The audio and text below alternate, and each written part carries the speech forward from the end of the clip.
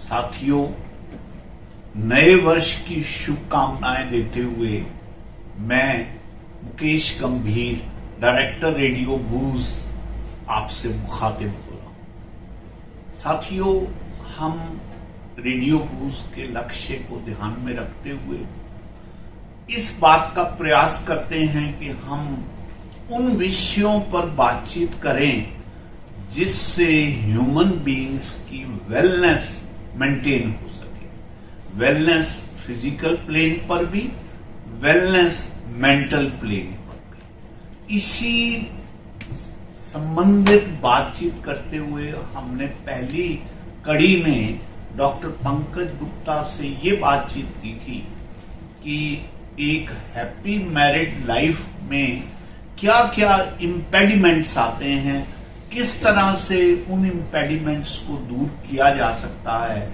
और एक successful happy married life deal की जा सकती है। साथियों, इत्तेफाक से आज हमारे पास पार्टिसिपेंट्स शामिल हैं। उनको भी जीवन का अपना अनुभव है और वो अपने विचार भी हमारे साथ रखेंगे। हमारे साथ आज मैडम शैलजा, इसके अलावा हमारे पास मैडम प्रीति मिश्रा जी आई हुई हैं। आप ऑलरेडी परिचित हैं वशिष्ठ जी से, प्रवीण जी से और डॉक्टर पंकज गुप्ता जी। तो आप सबका पुनः स्वागत करते हुए हम अपने विषय पर लौटते हैं और वो रहेगा कि हैप्पी मैरिड लाइफ के इम्पेडिमेंट्स को कैसे दूर किया जाए। डॉक्टर साहब, पुनः आप सबका स्वागत करते हुए मैं डायरेक्टर मुकेश गंभीर आपके सम्मुख इस नए वर्ष में एक बहुत ही सेंसिटिव टॉपिक पर बात पुनः शुरू करना चाहता हूं। हम सब लोग मैरिड हैं, हमने वो जीवन जिया है, लेकिन इस जीवन को जीते हुए जो स्वयं या आसपास हैप्पी मैरिड लाइफ की जो लिमिटेशंस हैं उनको भी महसूस किया। तो इस दंश से कैसे बचा जा सके, कैसे इसको मिनिमाइज किया जा सके, कैसे हम कम से कम अब्रेसिव ढंग से एक दूसरे के प्रति व्यवहार करें, इसके ऊपर हम बातचीत आपसे जानना चाहते हैं। आपने पिछले लेक्चर में मोटी समस्या मियां बीवी के बीच में ईगो प्रॉब्लम की बताई। ये जो अहम का एक दूसरे से टकराना है, ये बहुत बड़ी अड़चन पैदा करता है। तो हम इसमें आगे बढ़ते हुए आपसे ये जानना चाहेंगे कि और ऐसे कौन से फीचर्स हैं जो हैप्पी मैरिड लाइफ में मेंटेन करने चाहिए और बहुत सी चीजों से बचना। डॉक्टर साहब, मैं 2 मिनट आपसे दूंगा जी। पिछली बार श्रोताओं आपने ये इंटरव्यू देखा होगा। अगर आपको अच्छा लगा है तो प्लीज इसको ध्यान से सुनिए और मैं नए साल में ये विश करूंगा, इसको ध्यान से सुनिए और जितने भी आपस में इश्यूज हैं उनको रिजॉल्व कीजिए और हैप्पी मैरिड लाइफ लीड कीजिए। जी हाँ जी डॉक्टर साहब।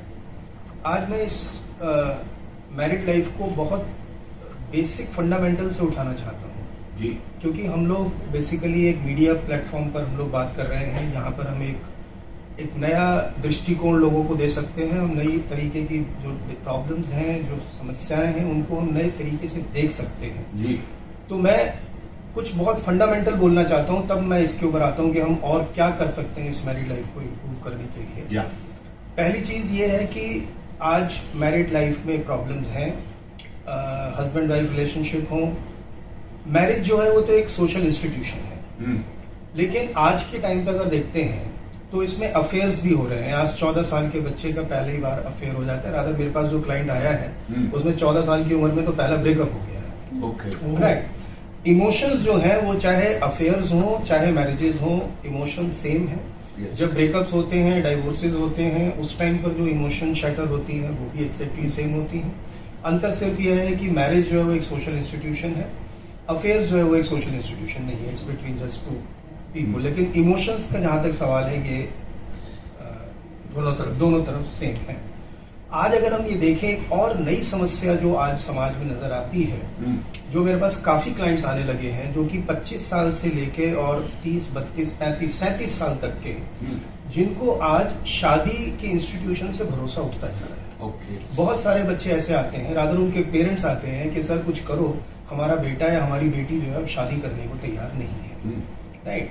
अगर हम बच्चों से बात करते हैं तो बच्चों का कहना ये होता है कि या तो उन्होंने अपने पेरेंट्स की डिस्टर्ब मैरिजेस देखी हैं, या उन्होंने अपने आसपास जो दोस्त जिनकी पहले शादियां हो गई उनकी उन्होंने डिस्टर्ब मैरिजेस देखी हैं। आज का बच्चा अगर ये पूछे कि आप एक भी फायदा मुझे बता दीजिए शादी का, तो हम क्या फायदा बता सकते हैं? जैसे आपने कहा कि हम सब मैरिड हैं, और यहाँ पर मैं कोई बहुत रॉकेट साइंस की बात नहीं कर रहा हूँ, हम सब अपने अपने एक्सपीरियंसेस की बात कर रहे हैं। आप सबके अपने अलग अलग एक्सपीरियंसेस हैं। सोचिए अगर हमारा बच्चा बोलता है कि शादी का एक भी आप फायदा बताएं, तो क्या हम कोई फायदा बता सकते हैं? डॉक्टर साहब, how can then the generation will come fourth?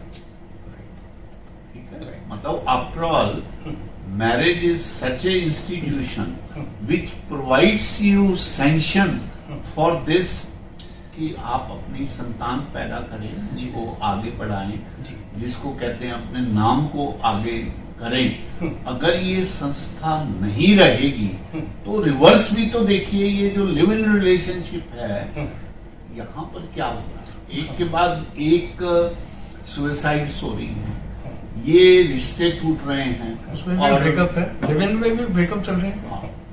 मेरा पॉइंट वही है, मैं अभी कोई कंक्लूजन नहीं दे रहा हूँ कि शादी एज एन इंस्टीट्यूशन वो सही है या गलत है। मैं अभी सिर्फ ये बताने की कोशिश कर रहा हूँ कि हमारे समाज में जो नई जो पीढ़ी निकल के आ रही है, जो कि आज शादी की एज के बच्चे हैं, उसमें से बहुत सारे लोगों का ये एक कॉमन माइंडसेट बनता जा रहा है कि शादी के कोई फायदे नहीं है सिवाय दुखी करने के। जैसे मैं अगर किसी से पूछता हूँ तो वो कहता है क्यों, मैं खुश हूँ, अच्छा नहीं लगता? राइट। यहाँ पर मुझे कृष्ण की बात याद आती है। गीता में कृष्ण एक बहुत बढ़िया बात बोलते हैं। वो कहते हैं अर्जुन को कि मेरे लिए इस प्रकृति में पाना कुछ भी असंभव नहीं है, लेकिन फिर भी मैं कर्म करता हूँ। क्यों कर्म करता हूँ? क्योंकि मैं जिस स्टेज पर हूँ, लोग मुझे आदर्श मानकर वही करने लगेंगे जो कि मैं करूंगा, वो फॉलो करेंगे। और वही बात वो बोलते हैं अर्जुन को कि आप भी उसी एक सिचुएशन पे आ चुके हैं जहाँ पे आप समाज के एक आदर्श हैं, और अगर आप यहाँ से भाग जाते हैं युद्ध को छोड़कर, तो बहुत सारे लोग आपके आदर्श को फॉलो करेंगे। ये बात बिल्कुल ठीक है, और मैं उसी को कॉन्सेप्ट क्यों मैं लेके आना चाहता हूँ, क्योंकि आज जो मैरिजेस हैं उनको हम ये नहीं बोल सकते कि कोई वो एक आदर्श मैरिजेस है। हमने ये नहीं देखा है कि मैरिजेस में कोई बहुत पॉजिटिव हैप्पीनेस निकल कर आती है। हम एक sort of a team work की हम लोग बात करते हैं। तो बहुत सारी चीज, मतलब ये मैं ये कहना चाहता हूँ कि जो लोग आज शादीशुदा हैं, उन्होंने कुछ भी किया हो, लेकिन एक अच्छा एग्जाम्पल तो नहीं छोड़ा अपनी आने वाली जनरेशन पे, और साथ साथ हमने अपने बच्चों को इंटेलेक्चुअली बना दिया है। पहले का इंसान इतना इंटेलेक्चुअल नहीं था, तो वो आपके रूढ़ी को मान जाता था। आज एक तरफ हम बच्चों को पढ़ाते हैं, बच्चा कहता है मेरे सवालों के जवाब मिलेंगे तो मैं उस काम को करने को तैयार हूँ। दूसरी तरफ हमने अपनी जो मैरिजेस हैं, हमने जो उसका रूप दिखाया है उसको, वो इतना मोटिवेटिंग नहीं लगता है कि आने वाला बच्चा जो है वो शादी करे। सही बात है, बिल्कुल सही कह तो आप एकदम सही बात रहे। लेकिन फिर भी इंडिया में तो शादियां चल रही है ना, और इंडिया में मैं ये कह रहा हूँ अगले 10 सालों के अंदर ये कम ना हो जाए, इसीलिए मैंने आज इस मुद्दे को उठाने की कोशिश की है। देखिए डॉक्टर साहब, तो मेरा करें क्या? करें क्या? मैडम की बात को आगे करते हुए, डॉक्टर साहब, इट इज जस्ट लाइक ये कबड्डी का खेल है जी, जिसमें आप ये चाहते हैं कि धरती पर गिरे भी, कबड्डी भी खेलें और मिट्टी ना लगे आपको, ये नहीं हो सकता। आपको ये मान के चलना पड़ेगा कि इसमें मिट्टी भी लगेगी, कभी कभी आपकी पीठ भी लगेगी, लेकिन कभी कभी आप भी दूसरे की पीठ लगाएंगे। मेरा कहने का भाव ये है, ये जो जीवन रूपी तमाशा है, जो वैवाहिक संबंध है, इसमें अगर बैलेंस बना के चला जाए, एक दूसरे के व्यक्तित्व को समझकर आगे बढ़ा जाए, तो मैं ये समझता हूं, ऐसे भी तो आपको रेयर हस्बैंड वाइफ मिलते हैं जो कहते हैं कि भाई जीवन का आनंद आ गया, और आनंद भी कब से आया, जब से ये मेरे जीवन में आई, और वाइस वर्सा। कहने का मतलब ये है कि मैं इस तर्क को इस ढंग से भी कहना चाहता हूं, अगर डॉक्टर साहब ये इतनी ही वर्स्ट पोजीशन होती तो आफ्टर ऑल लोग जो हैं वो ग्रम्बल करते करते भी इस इंस्टीट्यूशन में क्यों आते हैं? और रिकॉर्ड है, दिल्ली में एक रात में 16,000 मैरिजेस हुए हैं। तो फिर ऐसा हारे नहीं है लोग, अभी चल रहे हैं। yes, yes. लेकिन मैं ये बोलता हूँ, ओवर द इयर्स जो केसेस हैं ऐसे बच्चों के, जो मेरे पास काउंसलिंग के केसेस आ रहे हैं, जहाँ बच्चे 23-24 साल 25 साल से होकर और 35-36 साल तक 37 साल तक के बच्चे हैं जो आज शादी नहीं करना चाह रहे हैं। ये एक बहुत इम्पोर्टेंट मुद्दा है जो मैं चाहता हूँ कि हम इसके ऊपर हम आज इस चीज को डिस्कस करें।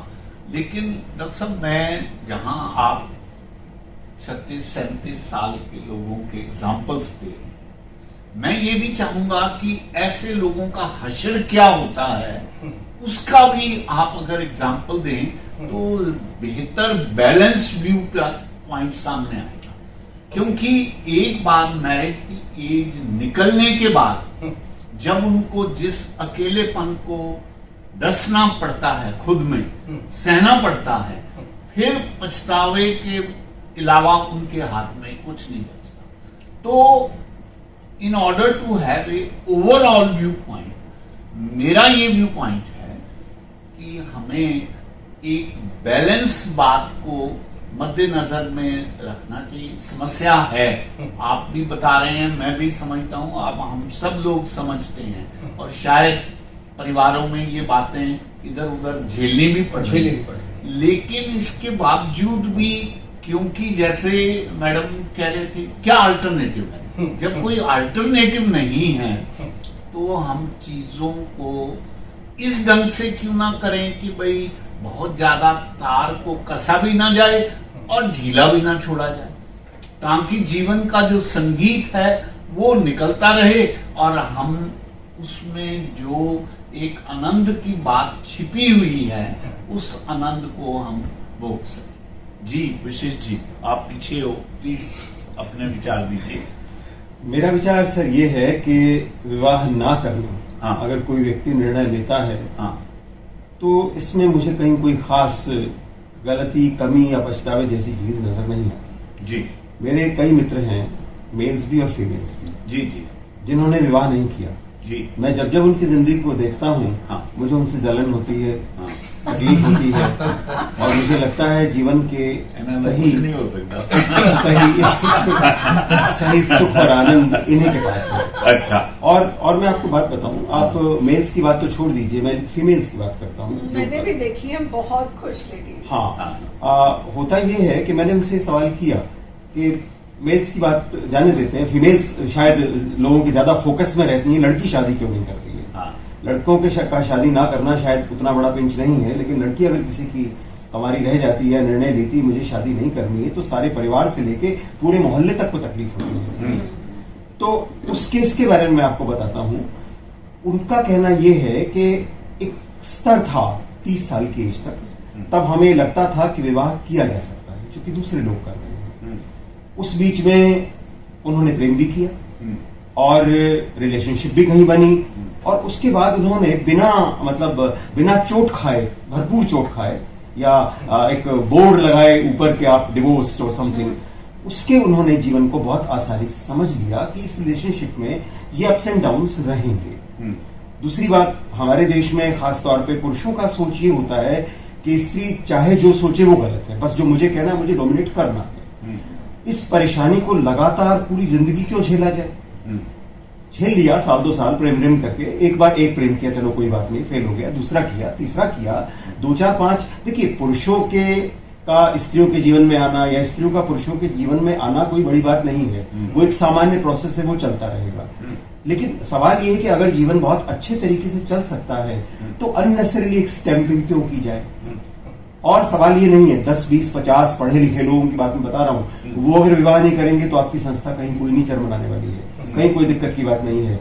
गांव में जो कम पढ़े लिखे लोग हैं उनमें शादियां खूब हो रही हैं, बच्चे भी खूब पैदा हो रहे हैं। तो आप इस वहम में मत रहिए कि अगर पढ़े लिखे लोग शादी नहीं करेंगे तो बच्चे नहीं होंगे, पूरी आपका प्रोसेस कहीं ब्रेक हो जाएगा। ऐसा कुछ नहीं है। मैं व्यक्तिशः ये महसूस करता हूँ, एक विवाहित पुरुष होने के साथ मैं महसूस करता हूँ कि जीवन में स्वतंत्रता का अपना एक अर्थ है। और एक स्तर के बाद चाहे कितनी अच्छी अंडरस्टैंडिंग भी क्यों ना हो, आप एक दूसरे का स्पेस खा रहे हैं, आप एक दूसरे को तरीके से जीने नहीं देना चाहते हैं। तो रियलाइज ये होता है कुछ दिनों के बाद कि जो हमने प्रेम किया फिर विवाह किया, बेसिकली ये कोई पुराने जन्मों का संस्कार था, एक दूसरे को टॉर्चर करने का, पुरानी सजाएं थी जिन्हें काटना था, और उसे हम लोग काट रहे हैं। इस फीलिंग से बचने से बेहतर ये है कि समझदार लोग निर्णय लें कि विवाह करना कोई खास जरूरत नहीं है, और अगर कर लिया नहीं चला तो फिर परेशान होने की जरूरत नहीं है। उसके बाद जीवन को फिर जिया जा सकता है। फिर भी अगर दोबारा आत्महत्या करने का शौक है और आप नहीं मर पाए एक बार एक एफर्ट में, दूसरी बार कर ली जाए, तीसरी बार कर ली जाए, जिंदगी को चलते रहना ज्यादा। टॉपिक से भूल गए हैं। हमारा टॉपिक ये है कैसे उकसाएं लोगों को मैरिज करने। आपको नेगेटिव चल पड़े, मुझे नहीं पता था आपका मैरिज मेरी बात का। हमारा टॉपिक तो ये था कि जो उनके विचार भी, उनके जो विचार हैं उसमें भी मतलब उनसे जवाब लेंगे ना हम, फिर हम बहुत रिस्पेक्ट करते हैं उन विचारों की। और जो सर ने बोला या जो गुप्ता जी ने बोला, मेरा एक थॉट ये है कि इसमें मैरिज करना या मैरिज ना करना, या मैरिज करने के बाद फेल होने के बाद फिर ये डिसीजन लेना कि मुझे एक चांस और जिंदगी को देना चाहिए या नहीं देना चाहिए, ये सभी अलग अलग तरीके के विषय हैं। और जिस तरह से किसी भी एक इंसान की जिंदगी चलती है, मेरे हिसाब से दूसरे से वो बहुत अलग होती है। सबके अपने सर्कमस्टेंसेस, बिल्कुल, किसके घर में, किसके परिवार में, किसके जीवन में, या किसकी कैसी सोच विचार है, उसके हिसाब से ही उसको रिजल्ट्स मिलते हैं, ऐसा मैं मानती हूँ। अगर मैं ये कहूँ कि मैंने अपने पेरेंट्स को देखा, चैलेंजेस मैंने उनकी लाइफ में एज अ चाइल्ड भी देखे, एज अ यंगस्टर भी देखे, और अभी भी हम चैलेंजेस देखते हैं। लेकिन उसके बावजूद इतना मैं ये कह सकती हूँ कि मैंने डेफिनेटली अपने पेरेंट्स से ये एक अच्छा एग्जाम्पल लिया, बहुत सारे चैलेंजेस एंड एडवर्सिटीज के बाद भी, कि मैं अपने बच्चों, हालांकि मेरे लिए मैरिज के मायने बहुत डिफरेंट रहे और मुझे उससे बाहर आके एक जिंदगी जीनी पड़ी, लेकिन अगर मुझे अपने बच्चों को एक सजेशन देना है तो मेरा सजेशन मेरे बच्चों के लिए हमेशा ये होता है कि ये तुम्हारे हाथ में है कि तुम अपनी लाइफ को कैसा बनाते हो। तो मुझे देख के डिसीजन मत लो, या नाना नानी को देख के डिसीजन मत लो, या किसी और को देख के डिसीजन मत लो। वशिष्ठ जी को देख के वो 100% तुम्हारा कंप्लीटली अपना खुद का एक माइंडसेट होना चाहिए। और अगर तुम्हारे दिल से ये इच्छा आती है कि किसी पर्टिकुलर पर्सन के साथ मुझे आने की जिंदगी शेयर करनी है, वो एक फीलिंग होती है जो उस मैरिज को स्पेस देती है सबसे पहले तो क्रिएट होने के लिए और उसको मेंटेन करने के लिए। मेंटेन होगी नहीं होगी इसकी गारंटी नहीं है, नहीं होगी कि होगी गारंटी नहीं है, लेकिन मुझे ऐसा लगता है कि एफर्ट्स किस डायरेक्शन में है, एफर्ट्स कौन से माइंडसेट के साथ किए जा रहे हैं, उसके रिजल्ट्स मुझे लगता है उसी हिसाब से मिलते हैं। बिकॉज कई बार मैंने ऐसे लोग अपने आसपास देखे, अपने फ्रेंड सर्कल में देखे, अपने प्रोफेशनल वर्ल्ड में देखे, जिनको हम कॉलीग्स होते हैं और हम बातचीत कभी करते हैं, सबकी लाइफ में अप्स एंड डाउन्स आ रहे होते हैं, पर कुछ मैंने ऐसे देखे जिनका एफर्ट, खासकर फीमेल्स कॉलीग्स को मैंने देखा या फ्रेंड्स को देखा, उनका एफर्ट हमेशा इस तरफ रहा कि ये शादी बचनी चाहिए, ये चलनी चाहिए। तो वो जो थॉट है ना, वो थॉट उनको कई तरह की तकलीफें कहते ना बियर करने का भी स्ट्रेंथ दे देता है। कई बार वो जायज भी होती है, कई बार वो बहुत ज्यादा मुझे लगता है कि सहने वाली बात है, उससे निकलने का एफर्ट भी करना चाहिए। तो ये टोटली माइंडसेट है। कई लड़कियां मैंने ऐसी देखी हैं जो चला जाती हैं शादी को सिर्फ इसलिए क्योंकि सपोर्ट नहीं है। निकलना चाहते हैं लेकिन सपोर्ट नहीं है। कई बार वो तकलीफ में है, वो मर रहे हैं लेकिन निकल नहीं सकते। और कई बार कोई भी रीजन लोग क्या कहेंगे इसलिए शादी चला वही जाते तो। हैं कि लोग तो वो क्या कहेंगे। सक्सेसफुल हो रही है तो उसके सक्सेसफुल होने के पीछे अगेन आई से कि वो हम ये कह दें कि ये सक्सेसफुल वाली कैटेगरी में आते हैं क्योंकि इनकी चल गई, लेकिन उसके खुश तो वो भी पीछे नहीं, हाँ, जैसा आप दोनों कह रहे हैं, Exactly. खुश तो वो भी और नहीं उसके है। पीछे एग्जैक्टली क्या है। तो ऐसे बहुत कम एग्जाम्पल्स मैंने देखे, बहुत ही कम देखे अपनी अभी तक की लाइफ टाइम में, जिनको मैं कह सकती हूँ कि I really love them as couple. Exceptions कह सकती हूँ, पर वो वाकई में जो जिसको प्यार कहते हैं ना, रिस्पेक्ट, जैसे हम अभी बात कर रहे थे कि कहीं ना कहीं ईगो एक ऐसी चीज है जो बहुत कुछ खराब कर देती है। और एक सिंपल सा मेल ईगो बहुत ज्यादा होता है, बुरा मत मानिएगा। नहीं लेडीज तो कर लेती हैं एडजस्ट, लेकिन अगर मेल ईगो ऐसा होता है कि वो कहेगा कि हमारा सब कुछ सही है, देखो बदलना तुमको है। कई बार हमारा सही सब है ना, उल्टा भी होता है। कई उल्टा बार भी- हाँ, बिल्कुल मैं इस उल्टा चीज भी- को नहीं, दोनों- मैं दोनों उसको में- जेंडर वाइज उल्टा भी कैटेगराइज होता है। नहीं करूंगी कि एक मेल पर्सन में ही एक ज्यादा ईगो होगी या फीमेल में। मैं नहीं ऐसा, मैंने नहीं ऐसा महसूस किया, बिकॉज मैंने दोनों तरह के एग्जाम्पल्स देखे हैं अपने आसपास भी। और कई बार अनफॉर्चुनेटली एक्सटर्नल फैक्टर्स होते हैं। मान लीजिए वो हस्बैंड वाइफ जो है वो एक ऐसी एज में है जहां अभी उनको समझ में नहीं आ रहा ठीक से कि हम इस चीज को करेक्ट कैसे करें। अब उस समय वो गाइडेंस चाहते हैं अपने आसपास, अपने बड़ों से, घर में, परिवार में या फ्रेंड सर्कल में या जहां भी। अगर वो गाइडेंस ही उनको गलत रास्ते पे ले जाए उनको तो वशिष्ठ उसका भी लगे कुछ तो नहीं नहीं। कर सकते। क्यों? क्योंकि वो गाइडेंस जो थी, कई बारी कुछ लोगों की गाइडेंस उनके अपने फायदे के लिए होती है कि अगर इस रिश्ते के होने से उन्हें लाभ है तो वो बचाने की कोशिश करते हैं, अगर उसके ना होने से उनको कोई लाभ है तो वो उसमें अपना फायदा ढूंढते हैं। बिकॉज मैंने ऐसे एग्जाम्पल्स भी देखे। वो मैं एक और बात कहना चाहती हूँ कि खाली हस्बैंड वाइफ का रिलेशन की कश्मकश क्यों, क्या बच्चों और बिल्कुल, पेरेंट्स का बिल्कुल। रिलेशन भी तो चलता ही है ना। और कितने ऑपोजिट होते हैं सब, एक दूसरे को झेल रहे होते हैं, तो यहाँ पे झेलने की शक्ति कहाँ चली जाती है। नहीं, बच्चों की बात में हमारा ब्लड रिलेशनशिप होता है और हस्बैंड वाइफ के बीच में ब्लड रिलेशनशिप नहीं होता। डॉक्टर साहब, सर, मैं दो बातें बिल्कुल। Coming back to the original issue कि how to remove some of the obstacles which are in the way of happy married life, उसमें हमने जो अब्रेसिव एस्पेक्ट्स हैं हाँ। उनको भी सुना, बातचीत की। हम आपसे पुनः उस पर आते हैं कि इन बातों के होते हुए भी, इनके होने के बावजूद भी आप हमें बताएं कि किस तरह से इन ऑब्स्टेकल्स से इनको दूर हटाकर हम एक हैप्पी मैरिड लाइफ लीड करने में किस तरह से सक्षम हो सकते। एक और चीज बता दीजिएगा कि शांति कैसे करें। पहले शादी करते हैं पहले शादी करते हैं फिर शांति करेंगे।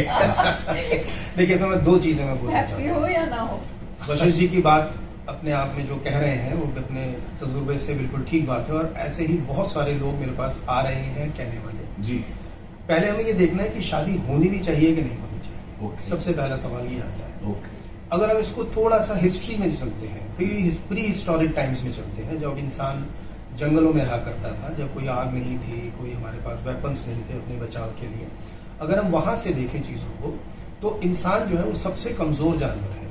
ना हम जानवरों की तरह दौड़ सकते हैं, ना हमारे नाखून दांत मजबूत हैं, ना हम उड़ सकते हैं, हम बहुत कमजोर हैं। हम कि कोई भी जानवर जो है वो हमारा शिकार कर सकता था, राइट। और आज भी हम एक्सटिंक्ट स्पीसीज नहीं हुए। क्यों नहीं हुए? क्योंकि उस टाइम का जो इंसान था उसने एक ये देखा प्रैक्टिकली कि अगर हम एक ग्रुप में रहते हैं तो हम शेर का भी शिकार कर सकते हैं, हम एक हाथी, बड़े से बड़े जानवर को भी हम मार सकते हैं, लेकिन अगर हम अकेले हैं तो एक जंगली कुत्ता भी हमें मार के खा सकता है। यह एक बेसिक नीड थी, एक मोटिवेशन था जहां से कि समाज की बनना शुरू हुआ। और मैं एक चीज बोलता हूं, जैसे हम फिजिकल वर्ल्ड में देखते हैं, कोई भी चीज जब तक हम उसको फोर्स नहीं लगाएंगे तब तक वो मूव नहीं करती। मूव का मतलब क्या होता है?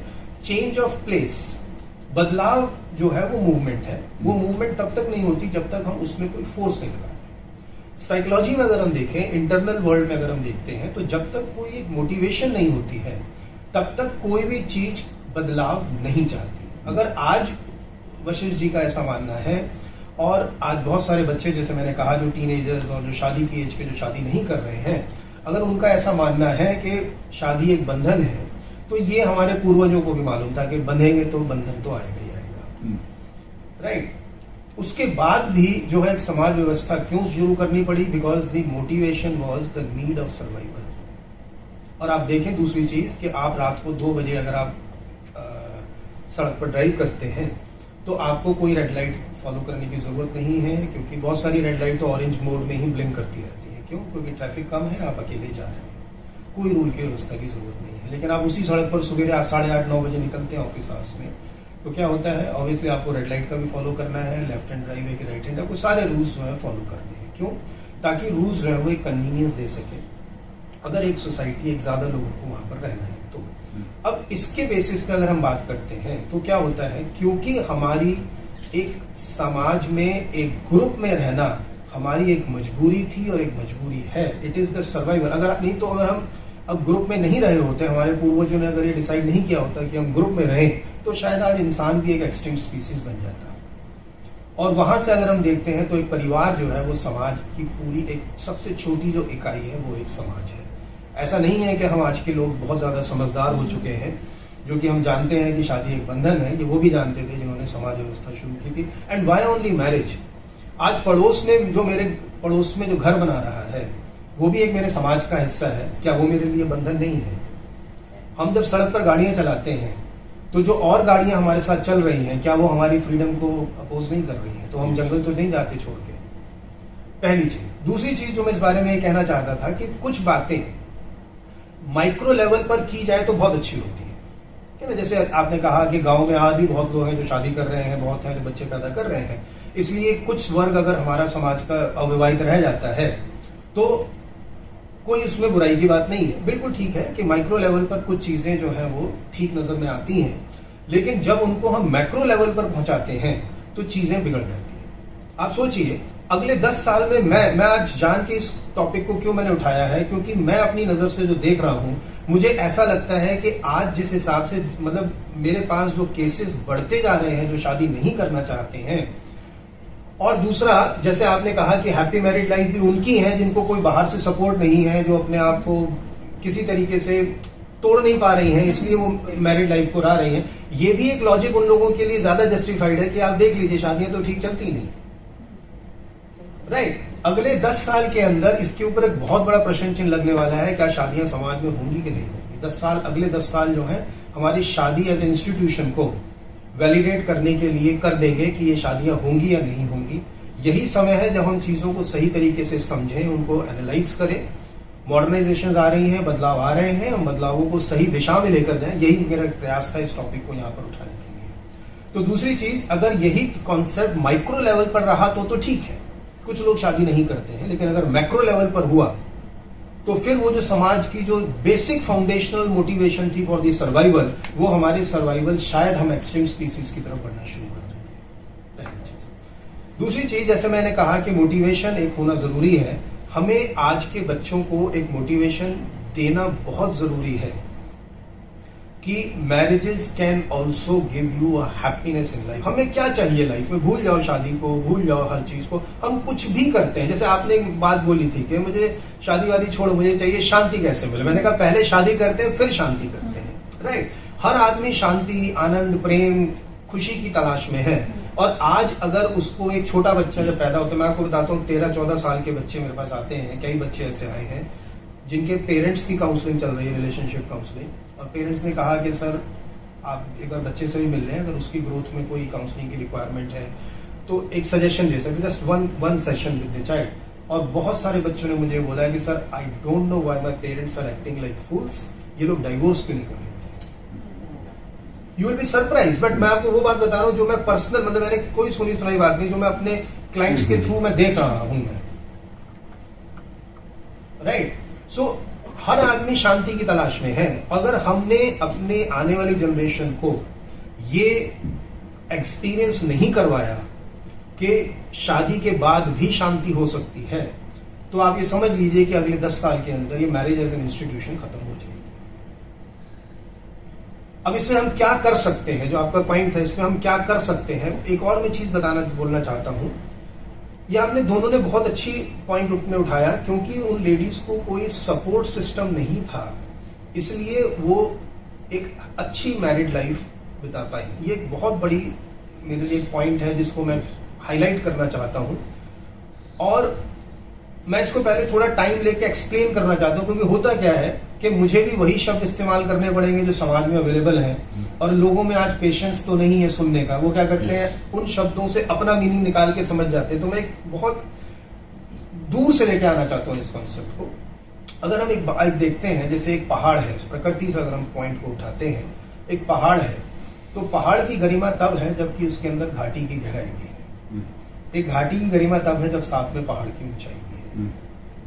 अगर ये घाटी ये कहने लगे कि मैं कब तक दब के रहूंगी, ये पहाड़ है जो मुझे हमेशा पत्थर लुकाता है और मैं उसको ग्रहण करती रहती हूँ, तो मेरी तो मैं तो जमाना और सदियां बीत गई जो कि मैं दबी हुई हूँ।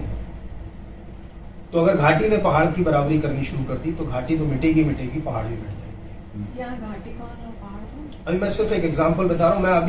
मैं वही बात कह रहा हूँ। मैंने क्या कहा आपको, मैंने सिर्फ ये कहा है अभी कि मुझे भी शब्द वही इस्तेमाल करने हैं जो आप लोग इस्तेमाल करते हैं, और अनफॉर्चुनेटली आज पेशेंस की कमी होने की वजह से हम क्या करते हैं, शब्द सुन के अपने मीनिंग डाल के आप सोचते हैं कि वो मैंने कहा। जैसे ओशो की एक बहुत बढ़िया स्टेटमेंट मुझे याद आती है। ओशो बोलते हैं, I am responsible for what I am saying, I am not responsible for what you understand. Right. तो मैं सिर्फ एक एग्जांपल दे रहा हूं कि जहां पर एक पहाड़ है, पहाड़ की गरिमा तभी है जब एक घाटी की गहराई है। मैं अभी कुछ नहीं कहना चाह रहा इससे ज्यादा। अगर घाटी ये सोचने लगे कि ये जमाने से ये पत्थर लग के आते हैं और घाटियों में गिरते हैं, और मैं हमेशा एक रिसीविंग एंड पर रहती हूं मैं, और मैं भी जो है पहाड़ की बराबरी करने लगूं, अगर घाटी ऊपर उठने लगेगी तो पहाड़ भी वहां से खत्म हो जाएंगे। दूसरे एक एग्जाम्पल से देखते हैं, let us go to a battery. एक बैटरी है, बैटरी के अंदर 2 टर्मिनल्स हैं, एक पॉजिटिव टर्मिनल है, एक नेगेटिव टर्मिनल है। पॉजिटिव टर्मिनल का काम है कि वो जो करंट है उसको फ्लो कराता है, वो भेजता है। जो नेगेटिव टर्मिनल है वो क्या करता है, वो उस करंट को रिसीव करता है। अब ये जो नेगेटिव टर्मिनल है वो ये सोच सकता है, एक तो साला मेरा नाम रख दिया नेगेटिव टर्मिनल, पहली बात। दूसरा, मैं हमेशा ही क्यों रिसीविंग एंड पर रहूं। और अगर वो भी पॉजिटिव टर्मिनल की तरफ उठना शुरू कर दे तो जब क्या होगा, अब ये बैटरी काम करना बंद कर देगी। किसी भी प्रोसेस में अगर हम देखें, हम एक खिड़की खोलते हैं और हमें फ्रेश हवा की जरूरत है, जब तक हम दूसरी तरफ की खिड़की नहीं खोलते हैं, उसका एक वेंटिलेशन सिस्टम नहीं करते हैं, तब तक इस कमरे के अंदर भी ठंडी हवा नहीं आ सकती है। ये बोल सकता है ये हमेशा मेरे को बाहरी हवा फेंकने के क्यों काम में इस्तेमाल किया जाता है, तो मेरे को तो मेरी तो बराबरी नहीं है, मुझे तो उसके बराबर होने की बात है। जहां हम बराबर होने की बात करते हैं चीजें बिगड़ जाएंगी। हर साइंस में हम लोग बात करते हैं, there is a source of everything, there is a sink of everything. जहां भी फ्लो है, जहां भी करंट है, जहां भी कोई मूवमेंट है, वहां पर एक सोर्स होता है और एक सिंक होता है।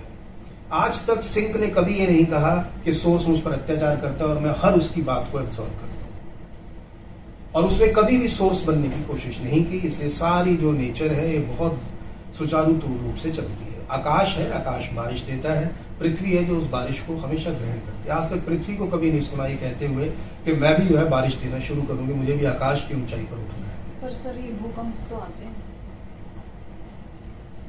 भूकंप आते हैं, हाँ, चीजें पृथ्वी की खराब, पृथ्वी में आते हैं और पहाड़ तक हिल जाते हैं, गिर जाते हैं, पहाड़ तक हिल जाते हैं। मैं वही कह रहा हूँ, जब भूकंप आएगा, आप मेरे ही पॉइंट को सपोर्ट कर रहे हैं ना, कि जब भूकंप आते हैं तो पहाड़ भी मिटते हैं और घाटियां भी मिटती हैं, तो आप तो मेरी पॉइंट को सपोर्ट कर रहे हैं। नहीं, मैं वही बात कह रही हूँ कि जो आप कह रहे हैं उसी को मैं बता रही हूँ कि पृथ्वी भी इतनी शांत नहीं है, ये जो ब्रह्मांड है ये भी शांत नहीं है, यहाँ पे भी ऐसी ही हलचलें होती हैं जैसे कि इंसान के जीवन में। अब मैं जो कहना चाह रहा हूँ, फिर मैं आपका क्वेश्चन लेता हूँ, अगर आप मेरे से डिफर करते हैं उसको हम लोग बात करेंगे, लेकिन जो मैं कहना चाहता हूँ उसको मैं पूरा कह लूँ पहले एक बार। फिर मुझे याद आता है, आप ही ने एक बात पिछले 2-3 इंटरव्यू पहले आप ही ने इस पॉइंट को रेस किया था कि शादियों में क्या होता था पुराने जमाने में। अगर देखते हैं तो जब एक लड़की आती थी शादी करके, शादी से पहले उसको ये बताया जाता था, सिखाया जाता था कि आप जब शादी करके जाओगे तो अपने पति को प्यार करना है, और पति को, आदमी को ये सिखाया जाता था कि जब आपकी शादी होगी तो आपको एक पार्टनर मिलेगा, आपको उसकी केयर करनी है। यानी क्या था, जब ये शादी की व्यवस्था स्टार्ट की गई थी उस टाइम पर इस सोर्स और सिंक की पूरी व्यवस्था का इस्तेमाल किया गया था। एक बच्चा जवानी से, बचपन से उसको, एक लड़के को एक तरीके की ट्रेनिंग दी जाती थी, लड़की को उसकी ही अपोजिट ट्रेनिंग दी जाती थी, और ये हमारी जो समाज व्यवस्था थी बहुत बढ़िया तरीके से चल रही थी। अब हो क्या रहा है? अब हो ये रहा है कि लड़कियों ने ये सोचना शुरू कर दिया कि हम अब कब तक रिसीविंग एंड पर रहेंगे, और वहां से क्या हुआ, वहां से जो लड़कियां थी उन्होंने ऊपर उठने की कोशिश कर ली। मैं सिर्फ पोटेंशियल और जमीन और उसकी, मैं ऐसा नहीं कह रहा कि लड़कियां नीचे हैं, मैं सिर्फ ये कहना चाह रहा हूं कि अगर लड़कियां लड़कों की बराबरी करने की कोशिश करेंगी, अब तो कहने की भी जरूरत नहीं कि करेंगी तो क्या होगा, मैं ये बोल रहा हूं क्योंकि आज लड़कियां लड़कों की बराबरी करने की कोशिश कर रही हैं, इसलिए आज जो समाज की हालत है ये हमारे सामने है। और अगले 10 साल के बाद, 10 साल के अंदर आते आते शादियों पर प्रश्न चिन्ह ना लग जाए, इसके ऊपर ही मैं बात करना चाहता हूँ। सही कह रहे हैं। अब मैं जो शब्द यूज करना चाहता हूँ वो है वुमेन एम्पावरमेंट। मैं बहुत देर से इस शब्द को इस्तेमाल नहीं कर रहा था। मैं वुमेन एम्पावरमेंट के अगेंस्ट नहीं हूं, लेकिन एम्पावरमेंट की सही तरीके से उसको पकड़ने की जरूरत है। एक positive terminal of a battery तब ज्यादा एम्पावर्ड माना जाएगा जब उसके अंदर करंट को फेंकने की क्षमता ज्यादा हो। एक नेगेटिव टर्मिनल ज्यादा एम्पावर्ड तब माना जाएगा जब उसके अंदर उस करंट को रिसीव करने की क्षमता ज्यादा हो। नेचर ने मेल को एक डिफरेंट बॉडी दी है, एक डिफरेंट साइकोलॉजी दी है, एक डिफरेंट अप्रोच दी है। अगर वो उसके अंदर ही विकास करता चला जाता है तो वो उसकी एक एम्पावरमेंट होती है। अगर एक लड़की को जो एक फिजिकल लेवल पर, इमोशनल लेवल पर, इंटेलेक्चुअल लेवल पर जो नेचर ने जो व्यवस्था की है, अगर वो उसके अंदर ही अपने आप को ग्रो करती है, then I would say that is the real meaning of the women empowerment. आज जो हम बात करते हैं लड़का और लड़की बराबर होंगे, तो बराबर होने से क्या हो रहा है? क्लैशेस बढ़ रहे हैं। मैंने आपको शायद ये एग्जाम्पल भी कोट किया था। पे मैं आपकी बात में कुछ जोड़ना चाहूंगी। एक मिनट आप मुझे और दे दीजिए, फिर आप आराम से आप बोलिएगा। यहाँ पर मैंने आपको शायद एक एग्जाम्पल, मैंने पिछली बार भी मैंने ये कोट किया था कि मेरे पास एक केस आया जिसमें 27 साल की शादी है, 25 साल तक शादी बहुत बढ़िया चली और 2 साल के अंदर शादी बिगड़ चुकी है। बच्चे ने उसके अपने मदर के रिलेशनशिप काउंसलिंग के लिए कॉल किया, और क्या था, हस्बैंड जो है पहले डिफेंस सर्विसेज में थे, फिर वहां से रिजाइन किया कॉर्पोरेट सेक्टर में। He is a very successful, a good earning person. Lady जो रही वो शुरू से हाउसवाइफ रही। उन्होंने अपना एक तरीका एक बना लिया था कि हस्बैंड का ये बिहेवियर है, वाइफ ने उसके हिसाब से एडजस्ट करके एक तरीका बना लिया था कि वो हस्बैंड है, घर आता है, वो नॉमिनेट करता है, वाइफ जो वो नॉमिनेशन को एक्सेप्ट कर रही है, और वो उस तरह से 25 साल बढ़े गए। उसके बाद उन्होंने किटी पार्टी ज्वाइन कर ली, और किटी पार्टी ज्वाइन करने के बाद किसी लेडीज ने ये कहना शुरू कर दिया that we are not there just to accept the shit of our husbands. और बस उस विचार की जैसे ही घर कर गया, उसने 2 साल ने 25 साल की शादीशुदा जिंदगी को बर्बाद कर दिया। तो मैं सिर्फ ये कहना चाहता हूं, I am not against the women empowerment, but what I am saying is, अगर नेचर ने वुमेन को एक सिंक की तरह से बनाया है तो उसको अपनी सिंक की कैपेबिलिटीज को इंप्रूव करना ही उसकी एम्पावरमेंट कहलाई जाएगी। अगर मेल को, अगर मैं मालूम अभी खंजर निकलने वाले हैं, कोई बात नहीं, सब सवालों को मैं 1 मिनट का टाइम दीजिए, फिर मैं आपकी बात पहले नहीं है, लेकिन ये बहुत बड़ा एक अगेन मैं ये बोलूंगी कि ये एक बहुत बड़ा माइंडसेट है हमारी सोसाइटी में। मैं बताती हूँ डॉक्टर साहब आपको, आपकी की बात है, मैं उसको क्लियर करती जाती हूँ। लड़कियों को पढ़ लिख के काबिल किसने बनाया? उनकी मदर ने नहीं बनाया, उनके फादर ने बनाया, समाज की व्यवस्था ने बनाया, और देश ने समझी ये बात, देश ने समझी, वरना वो सिंक को तो सिंक में डाले जा रहे थे देख के, अल्ट्रासाउंड करा के। सिंक तो आने ही नहीं दिया जा रहा था बाहर, पहली बात। दूसरी बात, जो शादियां चल रही हैं और जहां पे भी मेल अत्याचार कर रहे हैं, जरूरी नहीं है कि किटी पार्टी से उस लेडी ने सीखा हो। मैं आपको एक एग्जांपल दे रही किटी हूँ। पार्टी से कोई नहीं सीख सकता, कोई नहीं सीखता। नहीं, ये विचार कहीं ना कहीं था तो बदला। बदला ना। मैं आपको उदाहरण देती हूँ। एक बच्चा है, हाँ, लेकिन विचार 5 साल से देख रहा है कि उसके फादर उसकी माँ को मारते हैं। 14 साल का हो गया, अब पापा ने मारने की कोशिश की, उसने बगल में पड़ा डंडा उठा लिया कि आज तो पापा मैं मारूंगा आपको। ये क्या है? तो ऐसा नहीं है। जब तक हम गलत को गलत नहीं कहेंगे, चाहे वो कोई भी करे। नहीं, अब सुनिए, आप गलत समझ। नहीं, एक एग्जांपल मैं जरूर बीच में दूंगी, उसके बाद आप कंटिन्यू कीजिएगा। हमने बात करी एम्पावरमेंट की। मैं अपनी लाइफ से ये एग्जांपल शेयर करना चाहती हूँ कि मैं अपने घर में, मैंने जैसे हमने देखा ना बहुत अच्छा बैलेंस, बहुत ही हार्मोनियस बैलेंस मैंने अपने घर में ये देखा कि मेरी मॉम भी वर्किंग रही, मेरे पापा भी वर्किंग रहे। पापा डिफेंस में रहे, mummy veteran and child health में रही, और पापा का ट्रांसफरेबल जॉब रहा, मम्मी का दिल्ली गवर्नमेंट का जॉब था, तो वो ट्रांसफर नहीं होता था। हम घर पे रहते थे, पापा ट्रैवल करके आते थे। मतलब मम्मी बहुत सिंपल लेडी होने के बावजूद बहुत कुछ मैनेज करती थी। जब जहाँ जैसे सपोर्ट चाहिए होता था, ग्रैंड पेरेंट्स हमारे नानी, मेरी मम्मी भी सब आते थे, सब चल रहा था। आप अभी मेरी बात को जो है गलत ले रहे हैं। सुनिए, आप अभी बात को गलत ले रहे हैं। Sorry sir, I will take 1 minute to finish this. उदाहरण just 1 minute। Everything is good.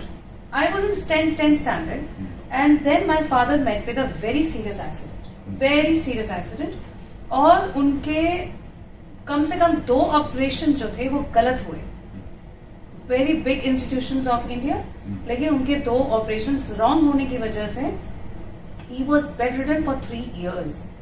मेरी मॉम, जो कि बहुत सिंपल पर्सन थी, जिन्होंने हर चीज पे फादर को मेरे आगे किया हुआ था कि जी आप ये संभालो, मैं ये संभालती हूँ, घर खुशी से चलता है। अब वो फेज आया जहां पे मेरी मम्मी को लीड लेनी पड़ी, क्योंकि 3 साल तक तो आप विदाउट जॉब कैसे रह सकते हो ना, आपको तो काम तो करना ही है, कुछ भी करना है। सो अगर फादर जो है वो इस सिचुएशन में थे, तो आई saw my mother taking a very different lead in the house. मैंने टचवुड कोई क्लैश नहीं देखा, बिल्कुल नहीं। कंक्लूजन मेरा ये है कि अगर हमारे माइंडसेट्स इस चीज को एक्सेप्ट करते हैं, हम क्यों इस बात को ये बोलते हैं कि ये फीमेल है तो इसको यही करना है, और ये मेल है तो इसको यही करना है। मैंने अपने घर में, मेरे फादर ने, हम लोग 3 भाई बहन हैं, तीनों को ट्रेनिंग देने के टाइम पे बहुत क्लियर बात बोली कि मेरे ब्रदर को आटा गूंदना आना चाहिए, घर के सारे क्लीनिंग वर्क आने चाहिए, इर्रिस्पेक्टिव ऑफ कि वो बॉय है। और मैं और मेरी सिस्टर, हमको दोनों को पापा उठा उठा के कार ड्राइव कराने सिखाने ले जाते थे, कई चीजों की वो ड्राफ्टिंग हमसे बैठ के करवाते थे, कई तरीके के कोर्सेज हमको सीखने के लिए बोलते थे, ये सारी चीजें। और कई बार ऐसा लगता था, सोच अगेन हमारे जो घर के बड़े थे, कि लड़कियां हैं, इनको क्या करना है। लेकिन जो सिचुएशन मैंने वो 10th स्टैंडर्ड में अपने घर में देखी ना, उस सिचुएशन ने मेरा माइंडसेट ऐसा बना दिया कि no matter what I will work, क्योंकि कब कैसे कहां किसकी जिंदगी में प्रॉब्लम आती है वो पता नहीं होता। उस समय आप चार्ज ले सको, उतनी कैपेसिटी होनी चाहिए। And I saw my brother when he was transfer to another country, जहां उसको अकेले रहना था, वहां पर वो फेज आया जहां पर उसके पास खाना बनाना और ये सब करने के लिए कोई नहीं था। उस समय वो सेटअप जो मेरे पापा ने उसको सिखाया था कि यू नो आटा कैसे गूंदना है, यू नो दाल कैसे बनानी है, यू नो खाना कैसे बनाना है। एंड आज की डेट में वो कंप्लीटली सपोर्ट अपनी वाइफ को करता है, चाहे वो बच्चों के डायपर चेंज करने हो, उनको नहलाना हो, उनको सुलाना हो, उनको खिलाना हो, चाहे कुछ भी हो। हमने कोई क्लैश नहीं देखा, क्योंकि वो बैलेंस है। जी डॉक्टर साहब, तो मेरा फोकस टोटली बैलेंस पर है, इर्रिस्पेक्टिव ऑफ जेंडर।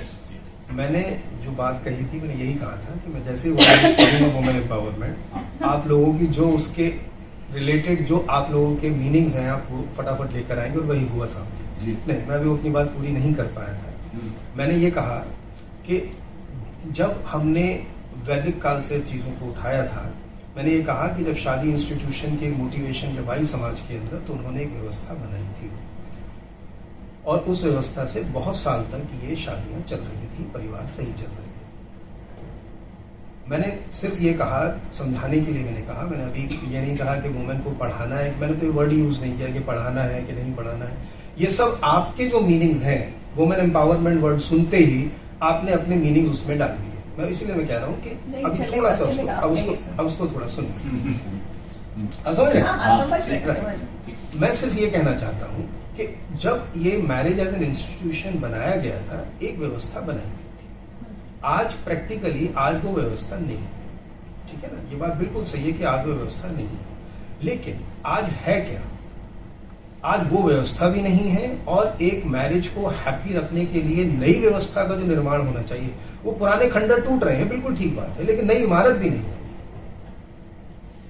आज हमारे पास कोई एक हैप्पी मैरिड लाइफ बनाने के लिए आज हमारे पास कोई भी एक प्रोसेस नहीं है। जैसे आपने कहा था पहले कि पहले जमाने में क्या होता था, लड़की को शुरू से ट्रेनिंग दी जाती थी कि आपको शादी करके जाना है तो अपने पति को प्यार करना है, घर का काम करना है। एक लड़के को शुरू से ही एक ट्रेनिंग दी जाती थी कि भाई एक लड़की आपकी आएगी तो आपको उसकी रिस्पॉन्सिबिलिटी आपको उठानी है, राइट? ये एक सोर्स एंड सिंक पूरा हो गया, एक फ्लो एक हो रहा है। एक तरीके से वही कंडीशनिंग से एक हस्बैंड तैयार किया जाता है, एक वही कंडीशनिंग से वाइफ तैयार की जाती है। आज क्या हो रहा है, वुमेन एम्पावरमेंट के नाम पर वो कंडीशनिंग तो बिगड़ी है। मैं नहीं कह रहा हूं कि वो बिगड़ना सही है कि गलत है, मैं उसकी बात नहीं कर रहा, लेकिन मेरा पॉइंट सिर्फ ये है कि आज एक जो नई व्यवस्था समाज में आनी चाहिए, आज वो नई व्यवस्था नहीं है। आज सिर्फ एक लड़की के दिमाग में जो विचार, मैं लड़कियों के अगेंस्ट नहीं हूँ, I am absolutely not against, I am a counsellor, I have to be neutral and non judgmental to everyone irrespective वो जेंडर क्या है, उसकी एज क्या है। I am not that I am against the girls, लेकिन मैं ये बोलता हूँ कि अगर आज लड़की के दिमाग में सिर्फ ये आता है कि मुझे भी वही चीजें मिलनी चाहिए जो कि एक लड़के को मिलती हैं, तो उसकी वो भी एक बहुत बड़ा फाउंडेशन बन रहा है क्लैशेस का, कॉन्फ्लिक्ट्स का। हमारे पास एक नई व्यवस्था का अभाव है, और उसी की वजह से बच्चों ने देख लिया कि आज जो पुरानी व्यवस्था तो वैसी रही नहीं, नई व्यवस्था कोई बन नहीं रही है। आज की सिचुएशन में आज की जो जनरेशन है, आज जो मैरिड लोग हैं, वो जितने ज्यादा स्ट्रेस थे, मुझे नहीं लगता है कि हमसे एक जनरेशन पहले और पहले की जनरेशन के लोग इतने ज्यादा स्ट्रेस थे in terms of their relationships. शायद खुल के बात भी नहीं करते थे डॉक्टर साहब, और खुल ये के बात थी, करना मना भी था। ये भी था ना कि अपनी घर की इज्जत घर में रहे। हाँ, ये भी वो मैं कह रहा हूँ, जो हमने संस्कार जो दिए थे, हाँ। मैं बोलता हूँ ये जो संस्कार है, क्या है ये जो संस्कार है, these are the rule books जो बच्चे को बचपन से पढ़ाए जाते थे। लड़के को डॉक्टर साहब ये सारी रूल बुक्स मेल्स नहीं बनाई, हाँ। हम पुरुषों ने ही बनाई, जिसने बनाई, मैं और अपने स्वार्थ से बनाई। मुझे माफी चाहती हूँ फिर, पर मेरे जो कुछ विचार हैं वो थोड़े से अलग हैं। मैंने अगर कहीं हैप्पीनेस के मतलब को समझा, मुझे ये समझ में आता है कि जहां पर रिस्पेक्ट है ना, रिस्पेक्ट, अब वो रिस्पेक्ट इसलिए नहीं है कि क्योंकि ये हस्बैंड है और ये लेकर आ रहा है, कमा के ला रहा है और हमको सबको देख रहा है तो मैं इसकी रिस्पेक्ट करूं। मुझे लगता है कि वो रिस्पेक्ट जो है ना, वो उससे कहीं ज्यादा बेहतर चीजों से आती है। जैसे कि हम एक इंसान सबसे पहले एक बेटर ह्यूमन होना सबसे ज्यादा जरूरी है, बजाय इसके कि मैं वाइफ हूं कि मैं हस्बैंड हूं। अगर वो basic qualities of a human एक वुमेन में नहीं है, या वो basic qualities of a human एक मैन में नहीं है, मुझे लगता है वो रिलेशनशिप चाहे कुछ भी हो, वो चल ही नहीं सकती। और मुझे लगता है क्योंकि वो क्लैश होगा। मॉरल साइंस है ना, वो क्लैश है। एक साइकोलॉजी भी एक सब्जेक्ट होना चाहिए, जो कि जैसे बड़े बच्चे हो रहे हो ना, जैसे 11-12 साल के बच्चे, तब से उन्हें ये बताना चाहिए कि भाई लड़के ऐसे बिहेव करते हैं, लड़कियां ऐसे बिहेव करती हैं, तो वो एक दूसरे के साथ ज्यादा अच्छा आगे जाके कर पाएंगे। और एक ये भी मैं कहना चाहती हूँ कि अक्सर ये भी देखा गया है कि जहाँ पे लेडीज जॉब कर रही हैं, वो ज्यादा हैप्पी मैरिड लाइफ डील कर पाती हैं, क्योंकि उन्होंने बाहर की दुनिया भी देखी होती है, उन्होंने बाहर के संघर्ष सहे होते हैं। तो जब वो घर आती हैं लौट के, तो उन्हें अपना वाला बंदा काफी सही लगता कि है ना, तो ये बॉस से तो बेटर है, बॉस है ना। तो और जो बेचारे घर में ही रहते हैं, वो तो इसीलिए दुखी हो जाएंगे कि आज वो पूरा पराठा नहीं खा के गया, उसके लिए तो यही दुख का कारण काफी है। और जबकि बाहर निकलो तो ज्यादा मुश्किलें हैं। तो आई थिंक वैल्यूज बहुत इम्पोर्टेंट है कि हम किस मैं टाइप की वहीं वैल्यूज पर अपने मैं बच्चों को दे रहे वहीं पर हैं, आने वाला हूं, ताकि वहीं पर वो आना हूं। क्या लीड करने वाले हैं आगे। एक जरूर एक चीज अभी रिसेंटली हमारे किसी डिस्कशन में निकल कर आ रही थी कुछ, तो वहां बात हो रही थी लैंग्वेजेस के ऊपर कि आजकल बहुत तरह की लैंग्वेजेस हैं, हम कुछ सीखें, हम ये सीखें, हम वो सीखें। मेरा एक बहुत सिंपल सा थॉट है इस बात के ऊपर कि सबसे पहले हम लैंग्वेज ऑफ कंपैशन तो सीखें। एग्जैक्टली।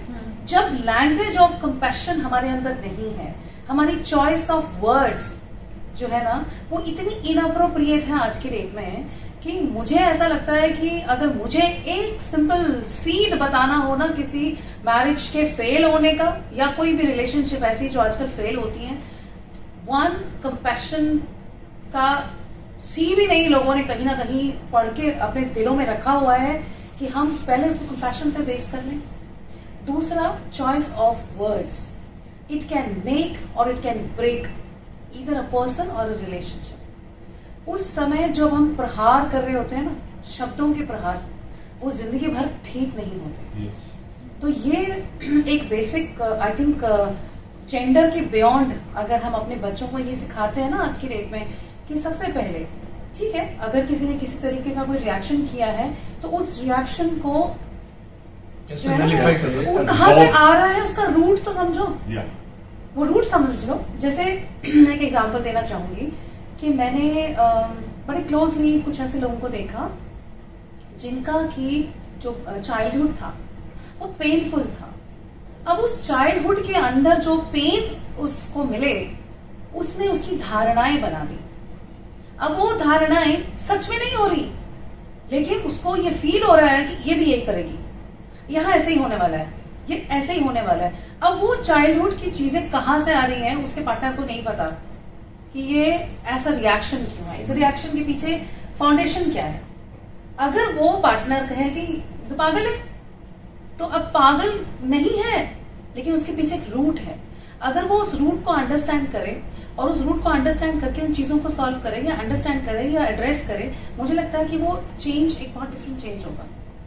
तो उसी तरीके से चाहे वो मेल है चाहे वो फीमेल है, जो भी रोल अपना प्ले कर रहे हैं उस रोल के साथ साथ कंपैशन एंड वर्ड्स का यूज करना, मुझे लगता है, मुझे डेफिनेटली ये चीज लगती है कि ये दो चीजें not only between husband and wife, उस घर के उस परिवार के कितने भी सदस्य, कई आज वैसे जॉइंट फैमिलीज बहुत कम भी हो चुकी हैं आज की डेट में, लेकिन अगर है भी अगर जॉइंट फैमिलीज, तो मैं डेफिनेटली इस प्लेटफॉर्म के थ्रू सबको ये रिक्वेस्ट करना चाहूंगी कि आप कैसे शब्दों का इस्तेमाल करते हैं वो कहीं ना कहीं आपकी डेस्टिनी फॉर्म करते हैं। तो मेरा तो यही एक कंक्लूजन है सर। हम जिस विषय को लेके चले थे उसके अलग अलग शेड्स को नेगेटिवली और पॉजिटिवली सबने अपने अपने ढंग से बयान किया। मैं ये समझता हूं भले ही डायरेक्टली हमने उन फीचर्स को ना गिना हो, लेकिन हर एक ने जो अपनी अपनी एक्सप्लेनेशन दी है उसमें वो बातें आ गई हैं जो कि हस्बैंड वाइफ रिलेशनशिप में अब्रेसिव साबित होती हैं, चाहे वो शब्दों का चयन है, चाहे भावों की शून्यता है या कंपैशनेट ना होने की बात है। तो इसको डॉक्टर साहब अब आप कंक्लूड करें कि अंततः हम निष्कर्ष के तौर पर क्या क्या फीचर्स निकालना चाहिए।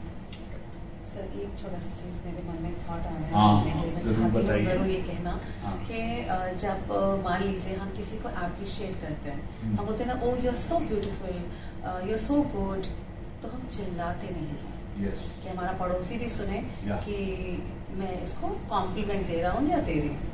लेकिन वही अगेन वही बात हुई ना कि जिस समय वो शब्द निकलते हैं ना तकलीफ वाले, वो उनका फोर्स इतना ज्यादा होता है कि वो घर से बाहर जाते हैं। तो अगेन बात मेरा कहने का मतलब वही है कि जब हम अप्रिशिएट करते हैं तो हम कितने, हमारे भाव कितने सॉफ्ट होते हैं ना अप्रिशिएट करने के लिए। तो जब हमको किसी को कोई चीज रियलाइज करानी है, उस रियलाइजेशन के लिए भी वो भाव जो है ना वो उतना ही दिल से आना चाहिए कि ठीक है ये गलती हुई, इस गलती पे हम इस तरह से बात करते हैं और इस तरह से इसको सॉल्व करते हैं। हो सकता है मेरा कहने का तरीका गलत रहा हो या समझाने का भाव जो है वो शायद कम्युनिकेट ठीक से नहीं हुआ, लेकिन let's come to a point where we can talk at ease and peace to understand better.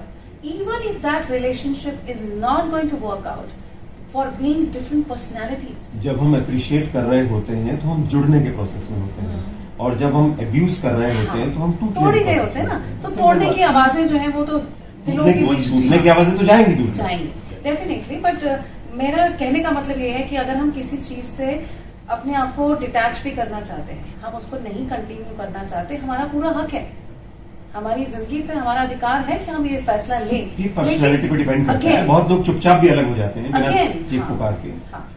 तो मैं समझता हूँ डॉक्टर साहब आपके निष्कर्ष के लिए काफी मंथन किया जा चुका है, काफी किया जा चुका है। तो अब आप कृपया बहुत डिफरेंट एंगल्स हमने आपके सामने रखे, और जो सो कॉल्ड सक्सेसफुल मैरिजेस आपको नजर आती हैं, उसमें एक चीख पुकार जो है बस सुनाई नहीं देता, होता तो कहीं ना कहीं होती है, लेकिन उसकी आवाज नहीं हो रही, वो दबा दिए जाते हैं। मैच्योरली बेस करता है। एक शेर कहना चाहूंगा, मैच्योर पॉजिटिव भी हो सकता है सर, और मैच्योर के अंदर कोई दर्द पी जाए वो भी मैं नहीं चाहूंगी कि किसी को दर्द पीना चाहिए। इसीलिए मैंने बोला कि अगर है तकलीफ तो रखो, लेकिन उस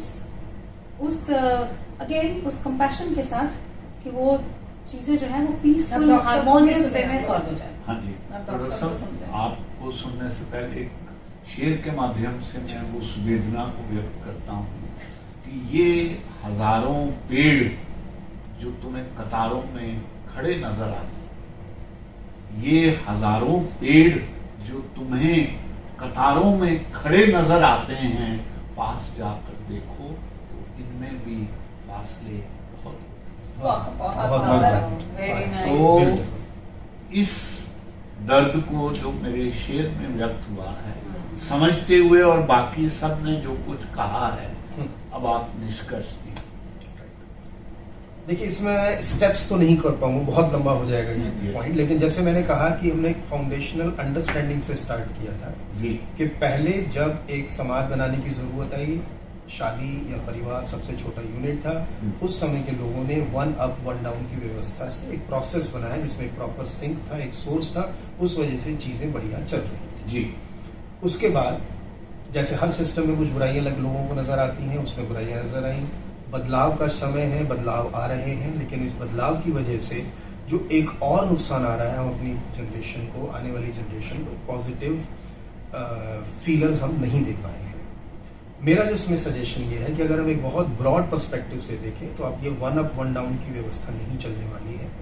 बिल्कुल मैं आप दोनों की बात से मैं सहमत हूँ, लेकिन अगर इसको बराबरी के हिसाब से चलना है तो उसके लिए पूरे प्रोसेसेस जो है उसके सेट होने जरूरी है जी। हमने देखो डिफरेंसेस तो हैं और हमें डिफरेंसेस का इस्तेमाल करना पड़ेगा। पहले के लोगों ने डिफरेंसेस को फिजिकल पावर के हिसाब से देखा था, अब हम बात कर सकते हैं इंटेलेक्चुअल के हिसाब से। जैसे शायद मैंने ये टॉपिक लास्ट टाइम भी मैंने इसको कवर किया था कि अगर हम अपने पर्सनैलिटीज को हम बाइफरकेट करते हैं तो हम मोटा मोटा बोल सकते हैं, बहुत तरीके की पर्सनैलिटी बाइफरकेशंस हैं, लेकिन हम एक एक्सट्रोवर्ट एक इंट्रोवर्ट बोल सकते हैं। आज हम ये देखें कि मेरे पार्टनर के अंदर और मेरे अंदर कौन एक एक्सट्रोवर्ट ज्यादा है, कौन इंट्रोवर्ट ज्यादा है। एक्सट्रोवर्ट की अपनी एक स्ट्रेंथ्स है, he or she should take the lead on those dimensions. Introvert जो है उसके अपने कुछ ना कुछ पॉजिटिव्स हैं, he should take the lead on those dimensions. yes. ताकि हम अब एक कॉम्प्लीमेंट्री मॉडल की तरह से हम हो सके। मैं ये नहीं कहता हूं आज भी कि लड़के को हाउस हस्बैंड नहीं होना चाहिए, मैं ये भी नहीं कहता कि लड़की को पढ़ाओ मत, मैं ये भी नहीं, ये जो आपने बोला नहीं, मैंने जैसे कहा था कि वुमेन एम्पावरमेंट जैसे ही बोलूंगा आपकी अपनी मीनिंग उसमें आ जाएगी। मैंने नहीं कहा कि लड़कियों को मत पढ़ाओ, मैंने नहीं कहा कि लड़कों से आटा मत गुदवाओ, मैं कुछ नहीं कह रहा, मैं सिर्फ ये कहना चाहता हूं हमने जो पहले बाइफरकेशन फिजिकल लेवल पर किया था, आज हम उस बाइफरकेशन को हम साइकोलॉजिकल लेवल पर कर सकते हैं। जो एक्सट्रोवर्ट है, चाहे वो लड़का हो या लड़की हो, एक्सट्रोवर्ट का क्या होता है, वो सोशल है, वो घर को सजाने संवारने में उसको मजा आएगा, अच्छा लगेगा, वो कर पाएगा। अब वो अगर हस्बैंड भी है तो he should take the lead, अगर वो वाइफ है तो ही she should take the lead. जो इंट्रोवर्ट है वो प्लानिंग में बहुत अच्छे हो सकते हैं,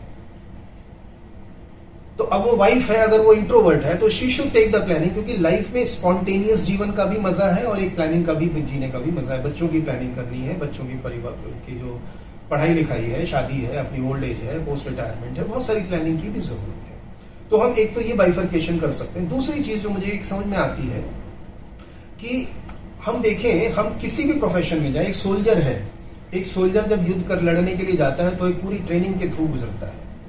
एक टीचर है, कितनी भी वो पढ़ाई कर लेता है, लेकिन जब टीचिंग के लिए जाता है तो एक टीचर ट्रेनिंग प्रोग्राम से उसको गुजरना पड़ता है। हम एक कॉर्पोरेट को देखते हैं, कॉर्पोरेट के अंदर कोई technical skills, soft skills, social skills को हम ट्रेनिंग लेके आते हैं। मुझे जो लगता है एक सबसे बड़ी जो कमी रही है वो ये रही है कि मैरिड लाइफ एक बहुत बड़ी रिस्पॉन्सिबिलिटी है और हम उसमें बिना ट्रेनिंग के उसमें चले जाते हैं। मेरे को भी ये बात लगती है। मेरा कहना यह है कि हम अगर उसे ट्रेनिंग से गुजर कर जाएं, जैसे हम एक कॉर्पोरेट में अच्छा करियर चाहते हैं और हम पहले एक ट्रेनिंग से गुजरते हैं, उसके बाद हम कॉर्पोरेट में काम करना शुरू करते हैं। इसका मतलब एक डिवोर्स के बाद दूसरी शादी जो होगी वो बेटर होगी, पहले वाली शादी तो ट्रेनिंग हो गई। नॉट नेसेसरी, एक सेकंड अभी फिर हम इस पॉइंट को पहले कह दें ताकि मैं ऑडियंस को एक मैसेज दे दें, फिर आपकी बात को सुनते हैं।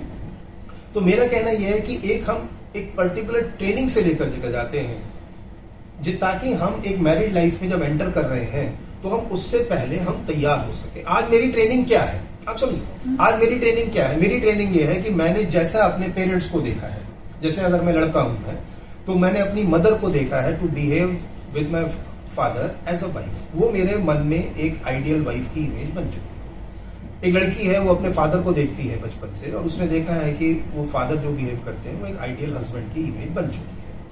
लेकिन उसमें और आज की जनरेशन में कम से कम 25 साल 30 साल का अंतर है और इस 30 साल के अंदर हर तरह से डेवलपमेंट हुई है। इंटेलेक्चुअली भी डेवलप हुए हैं हम लोग, टेक्नोलॉजी भी डेवलप हुई है, बहुत सारी चीजें हैं जो कि डेवलप हुई है। आज वो 25 साल 30 साल वाली जो पुरानी मान्यताएं हैं, वो जो पुरानी बेस लाइन्स है, वो नहीं चलने वाली। हमें एक नई बेसलाइंस तैयार करनी है। और अगर हम जब शादी, और ये भी कॉन्सेप्ट आ रहा है, जैसे मैंने एक तरफ कहा कि वो बच्चे आ रहे हैं जो कि डरे हुए हैं और शादी नहीं कर रहे हैं, एक दूसरी तरीके के बच्चे भी मेरे पास आने शुरू हुए हैं और उनका क्या कहना होता है कि सर हमें अपनी शादी के बाद झगड़ा नहीं चाहिए, हम अपना चीजें खराब करने के बाद आपके पास आए एज अ मैरिज काउंसलर, उससे बेटर है कि हम प्री मैरिज काउंसलिंग करते हैं ताकि हम पहले तैयार होकर अपनी मैरिड लाइफ को स्टार्ट कर सकें। Very good concept. So my point is, तो सिल्वर लाइनिंग तो है ही ना मैरिज की तरफ। लोग मैरिज करना चाहते हैं, that's why they are consulting you.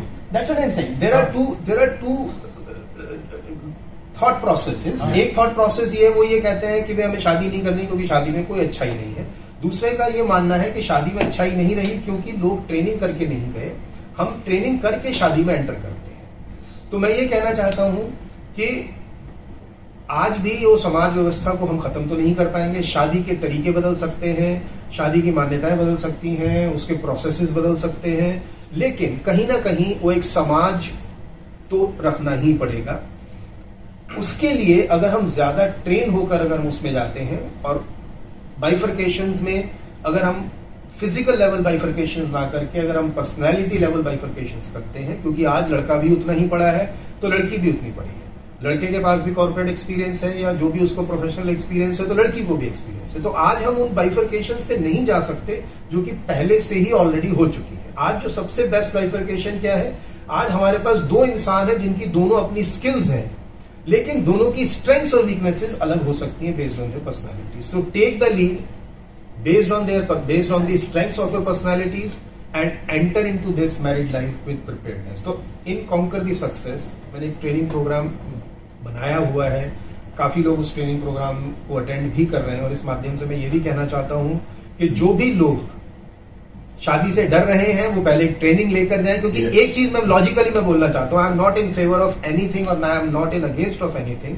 मैं ये कहता हूं कि माना उन बच्चों के लिए जो ये कहते हैं कि शादियां अच्छी नहीं रही हैं इसलिए हम भी शादी नहीं करेंगे, मैं बोलता हूं let us have a little more scientific thinking. अगर उन लोगों की शादियां अच्छी नहीं रही हैं तो उसका एक बहुत बड़ा कारण ये है कि सब लोग बिना किसी ट्रेनिंग के जो है शादी में एंटर करते हैं। हम एक नया एक्सपेरिमेंट समाज में करके देख सकते हैं कि अगर हम अपने आप को पहले से एक तैयार करके अपनी ट्रेनिंग करने के बाद अगर हम एक मैरिड लाइफ में एंटर करते हैं तो उसके जो सक्सेस के चांसेस हैं बढ़ते हैं। और ये मैं विद डेटा बोलता हूं कि जो बच्चों ने मेरे साथ pre marriage counselling, pre marriage trainings ली हैं, आज उनकी शादियों को भी कई साल हो चुके हैं and they are having comparatively much better and cordial relationship. और आपका ये कोर्स कितने दिन का है? एक दिन का कोर्स है। अच्छा। मतलब इसको हम अलग अलग तरह से कर सकते हैं, या तो हम full morning till evening 1 day कर सकते हैं, या फिर हम इसको 2 आवर्स में ब्रेक करके 4-5 दिन में इसको हम कवर कर सकते हैं। तो साथियों, ये थे इस बार हम कोर्स लेने के बाद शादी करेंगे। डॉक्टर पंकज गुप्ता ने बहुत ही बेहतरीन निष्कर्ष बताया है, और ये निष्कर्ष हमारे अलग अलग साथियों द्वारा जिन बातों को हाईलाइट किया गया उनको मद्देनजर में रखकर ये बात रखी गई है। मैं समझता हूं कि अगर आप रेडियो बूस्ट के इस तरह के डिस्कशन से जुड़ते हैं तो हम इस पर्पस में डेफिनेटली सक्सेसफुल होंगे कि हम मेंटल लेवल पर और बाकी प्लेन्स पर आपको और अधिक अवेयर कर पाएंगे। और अक्सर मैं कहता हूं कि जागने से यहां बोध मिलता है, जागने से यहां बोध मिलता है, वरना खुद से कहां योग मिलता है।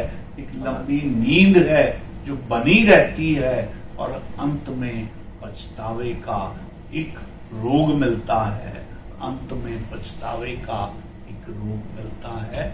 इन शब्दों के साथ आप सबका बहुत बहुत आभार, बहुत बहुत धन्यवाद। आपने हमें सबको सुना, और हम ये तवक्को करेंगे कि आपकी अभी भी कोई समस्या हो तो आप हमें मैसेज के द्वारा, व्हाट्सएप के द्वारा आप हमसे पूछ सकते हैं, और हम आपसे अगली बैठक में उन प्रश्नों के उत्तर भी डॉक्टर साहब से मिल पाएंगे। बहुत बहुत धन्यवाद।